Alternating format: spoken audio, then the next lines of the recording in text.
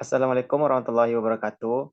Perkenalkan kami dari kelompok 6 akan mempresentasikan hasil diskusi kami tentang Bridging Islamic Financial Literacy and Halal Literacy, The Way Forward in Halal Ecosystem. Sebelum itu, kami akan memperkenalkan anggota kelompok kami. Yang pertama itu ada saya sendiri, Muhammad Saifullah Siddiq. Yang kedua itu ada Anissa Mutia. Yang ketiga itu ada Alda Atika Firjatillah. Yang keempat itu ada Fatan Koriba. Untuk penyampaian materi pertama akan disampaikan oleh Fatan. Kepada Fatan dipersilahkan. Oh, baiklah. Oh, yang pertama saya akan menjelaskan tentang latar belakang. Jadi, pada latar belakang ini terdapat 4 poin utama yang akan kita bahas. Yang pertama yaitu pelaku usaha yang tepat juga harus berkonsentrasi dalam mengadopsi pembiayaan halal yang disebut pembiayaan syariah. Lalu yang kedua, studi ini bertujuan untuk menjembatani literasi halal dan literasi keuangan Islam pada sikap produsen bisnis halal terhadap adopsi pembiayaan Islam. Lalu yang ketiga, studi ini mengusulkan pendekatan pengukuran dan validitas untuk halal literasi dan Islamic financial literacy. Dan yang terakhir, studi ini berusaha untuk memberikan kontribusi terhadap pengetahuan teoritis, terutama dalam mengusulkan item pengukuran literasi halal dan literasi keuangan Islam. Baiklah, selanjutnya saya akan menjelaskan rumusan masalah. Seperti latar belakang yang sudah kita jelaskan tadi, terdapat 6 rumusan masalah yang akan kita bahas. Yang pertama yaitu bagaimana penjelasan mengenai konsep dasar halal dan konsep literasi dasar. Lalu bagaimana penjelasan mengenai literasi halal.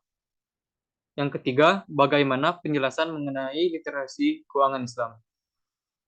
Lalu yang keempat, bagaimana cara menjembatani literasi halal dan literasi keuangan syariah. Lalu yang kelima, bagaimana teori dalam literasi halal dan literasi keuangan syariah ke dalam sikap terhadap adopsi pembiayaan syariah dengan model prediksi perilaku integratif. Dan yang terakhir, apa saja metode yang digunakan dalam studi ini.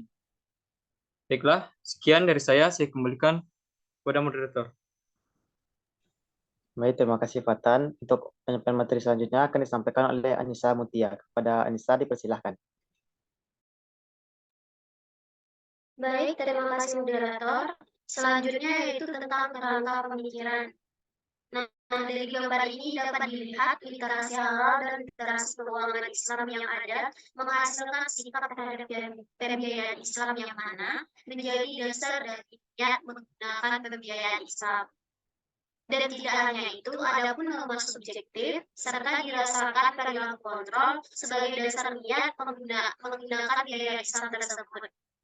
Dan niat untuk menggunakan pembiayaan Islam juga dipengaruhi keterampilan serta aktor lingkungan untuk menciptakan perilaku pembiayaan syariah adopsi. Next, operator. Selanjutnya ada landasan teori. Yang pertama, literasi halal dalam Islam. Literasi halal didefinisikan oleh Salahuddin 2010 sebagai kemampuan untuk membedakan barang dan jasa halal dan haram berdasarkan syariah hukum Islam. Penelitian ini mendefinisikan literasi halal sebagai kemampuan seseorang dengan menggabungkan seperangkat pengetahuan, kesadaran, dan keterampilan untuk membedakan antara barang dan jasa halal dan haram berdasarkan hukum syariah. Yang kedua yaitu literasi keuangan Islam dalam Islam.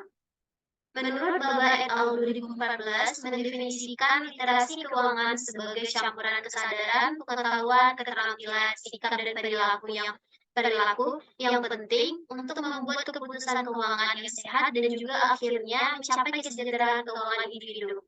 Tingkat literasi keuangan antara seseorang berbeda-beda dan perbedaan tingkat literasi tersebut akan mempengaruhi perilakunya. Next, operator.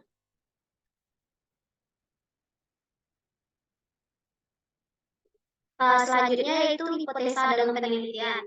Nah, dalam penelitian ini ada hipotesa yaitu literasi keuangan syariah diduga mempengaruhi sikap seseorang dalam perilaku keuangannya, terutama dalam membedakan antara pembiayaan konvensional dan pembiayaan syariah.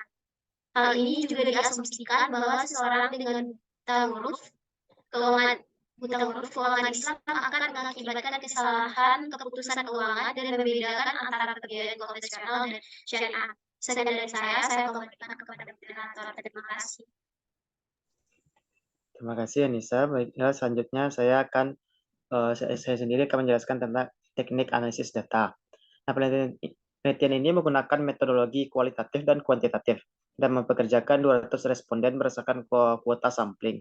Sampel akan mencakup pemilik bisnis perusahaan jasa makanan atau orang memiliki kekuatan keputusan keuangan di perusahaan Malaysia.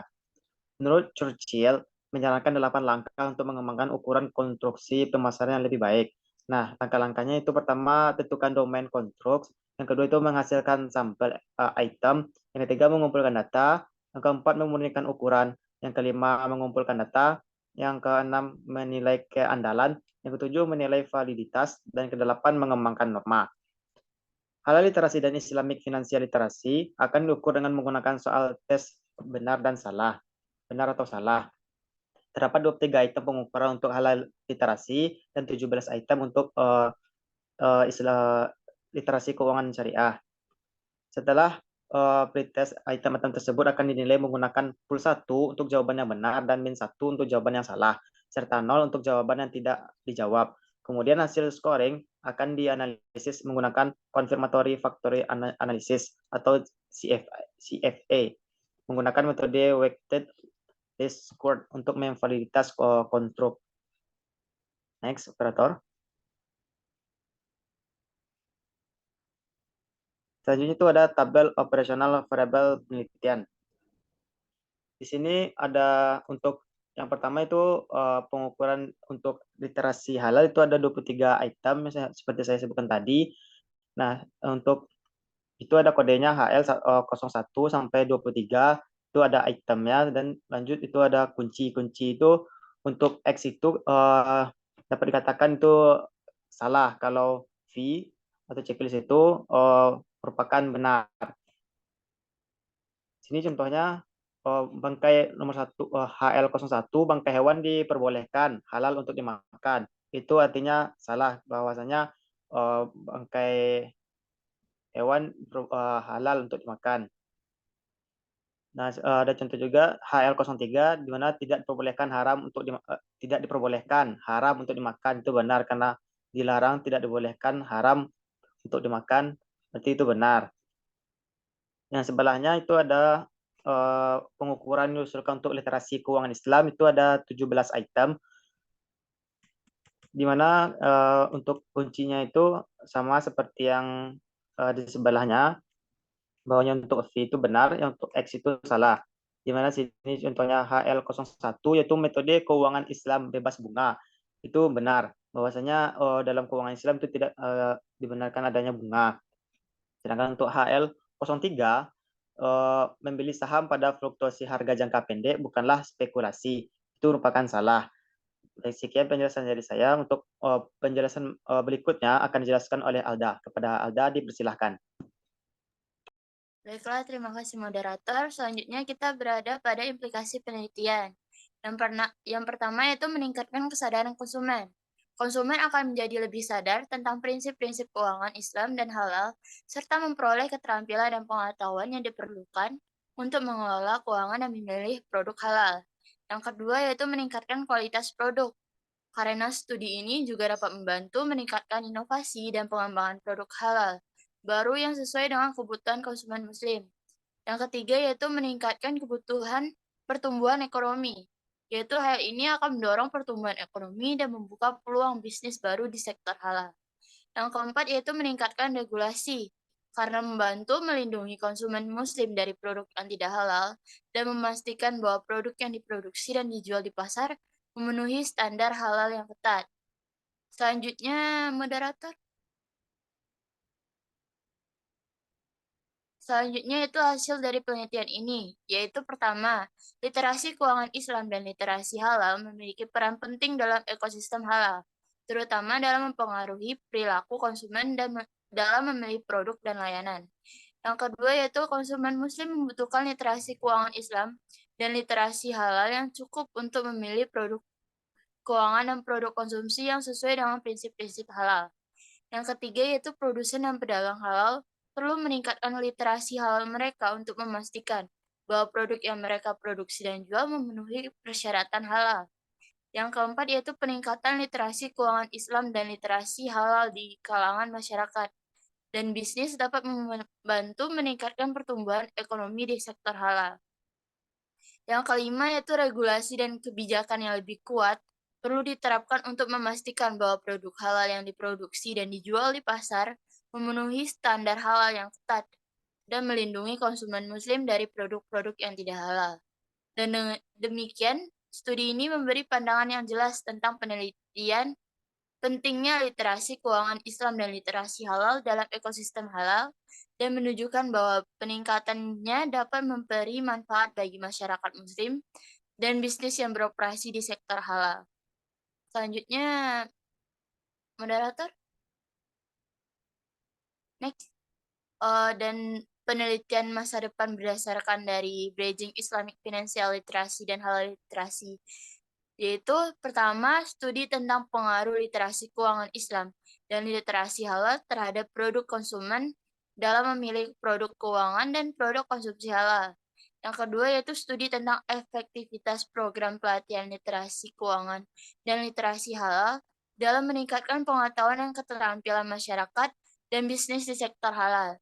Yang ketiga, studi tentang hubungan antara literasi keuangan dan literasi halal dengan kinerja bisnis di sektor halal. Yang keempat yaitu studi tentang pengaruh literasi keuangan Islam dan literasi halal terhadap perkembangan produk dan layanan halal yang inovatif sesuai dengan kebutuhan konsumen muslim.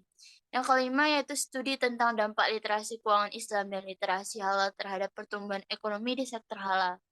Yang keenam yaitu studi tentang pengaruh regulasi dan kebijakan di sektor halal terhadap pengembangan literasi keuangan dan literasi halal. Yang ketujuh yaitu studi tentang faktor-faktor yang mempengaruhi tingkat literasi keuangan Islam dan literasi di kalangan masyarakat dan bisnis di sektor halal. Sekian saya kembalikan pada moderator. Terima kasih Alda atas penyampaian materinya. Dengan penyampaian materi terakhir dari Alda, maka berakhir pula presentasi kita pada kesempatan kali ini. Saya sebagai moderator mohon maaf apabila ada salah kata. Sekian, Assalamualaikum warahmatullahi wabarakatuh.